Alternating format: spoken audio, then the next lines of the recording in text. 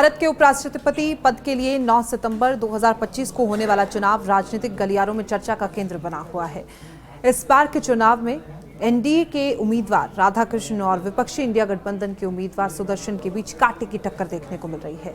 जहां राधाकृष्ण को संसद की एनडीए की मजबूत संख्या बल का सहारा है, वहीं सुदर्शन अंतरात्मा की आवाज और क्रॉस वोटिंग की संभावनाओं पर भरोसा कर रहे हैं।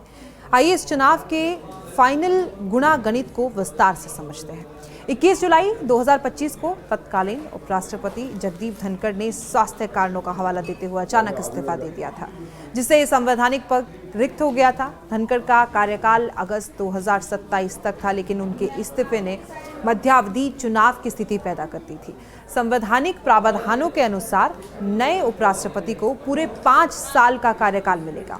भारत निर्वाचन आयोग ने तुरंत कार्रवाई करते हुए 7 अगस्त को चुनाव की अधिसूचना जारी की, जिसमें 21 अगस्त तक नामांकन, 22 अगस्त को स्क्रूटनी और 25 अगस्त तक नाम वापसी की तारीख तय की गई। मतदान और परिणाम 9 सितंबर को ही घोषित होंगे। उपराष्ट्रपति का चुनाव लोकसभा और राज्यसभा के सदस्यों से मिलकर बने निर्वाचक मंडल द्वारा किया जाता है।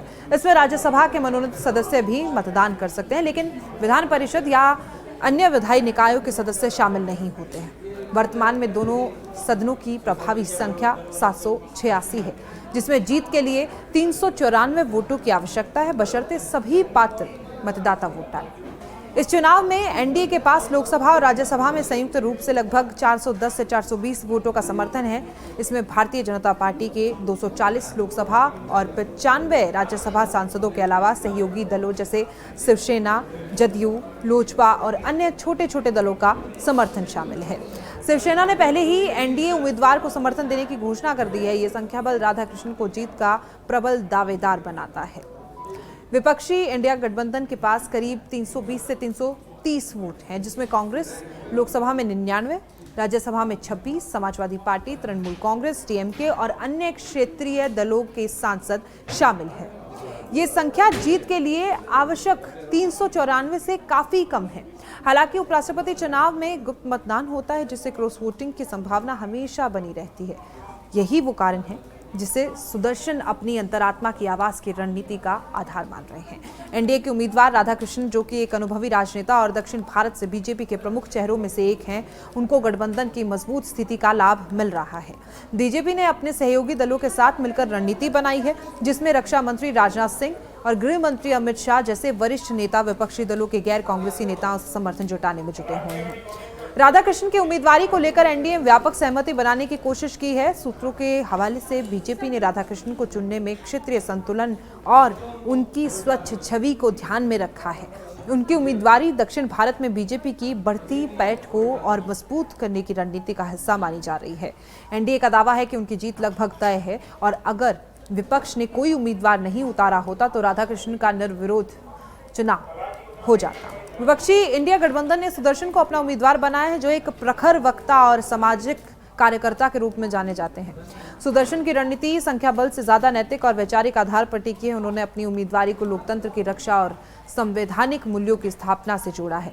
सुदर्शन का दावा है कि गुप्त मतदान की प्रक्रिया में कई सांसद अंतरात्मा की आवाज सुनकर उनके पक्ष में वोट कर सकते, खासकर वो जो एनडीए की नीतियों से असहमत है।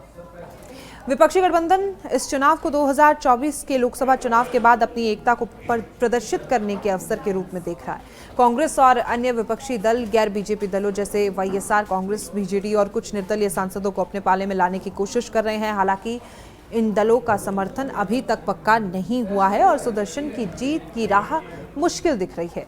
उपराष्ट्रपति चुनाव में गुप्त मतदान की व्यवस्था क्रॉस वोटिंग की संभावनाओं को बढ़ाती है।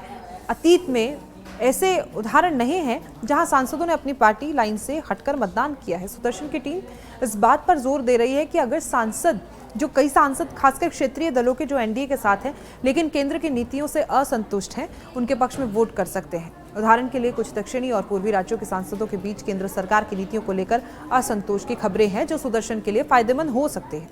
हालांकि एनडीए ने अपने सांसदों को एकजुट रखने के लिए कड़े इंतजाम किए। बीजेपी ने अपने सांसदों के लिए व्हिप तो जारी नहीं किया, क्योंकि उपराष्ट्रपति चुनाव में व्हिप लागू नहीं होता, लेकिन गठबंधन के नेताओं ने सभी सांसदों से व्यक्तिगत संपर्क साधा ताकि कोई बगावत ना हो। एनडीए की ताकत समझते हैं एक बार। लोकसभा में भारतीय जनता पार्टी के 240 और सहयोगियों के 60 से 70 सांसद हैं। राज्यसभा में भारतीय जनता पार्टी के 95 और सहयोगियों के 20 से 25 सांसद हैं।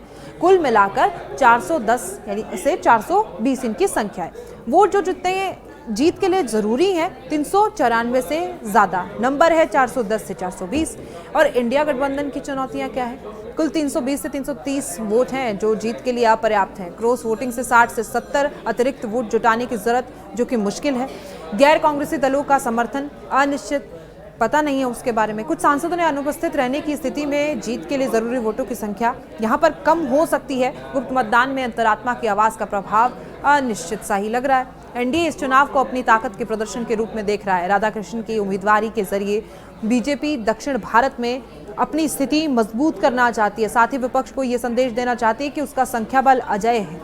दूसरी ओर इंडिया गठबंधन के इस चुनाव को 2024 के लोकसभा चुनाव के बाद अपनी एकता को मजबूत करने और 2029 के आम चुनावों के लिए आधार तैयार करने के अवसर के रूप में देखा जा रहा है। सुदर्शन की उम्मीदवारी विपक्ष के लिए एक वैचारिक लड़ाई है जिसका मकसद एनडीए को नैतिक रूप से चुनौती देना है। संख्या बल के आधार पर राधाकृष्णन की जीत लगभग तय मानी जा रही है। हालांकि यदि सुदर्शन क्रॉस वोटिंग के जरिए 60 से 70 अतिरिक्त वोट हासिल कर लेते हैं तो मुकाबला रोचक हो जाएगा। विपक्ष का मानना है कि भले ही वो जीत ना सके लेकिन एक मजबूत प्रदर्शन से वो एनडीए की जीत को महंगी बना सकते हैं, जैसा कि 2022 के उपराष्ट्रपति चुनाव में देखा गया था जब जगदीप धनखड़ ने विपक्ष की मार्गरेट अल्वा को हराया था।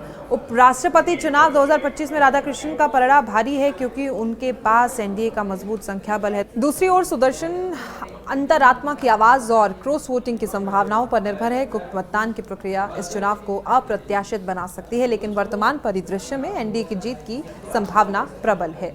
ये चुनाव न केवल अगले उपराष्ट्रपति का चयन करेगा बल्कि 2029 के लोकसभा चुनाव से पहले दोनों गठबंधनों की ताकत का भी आकलन करेगा।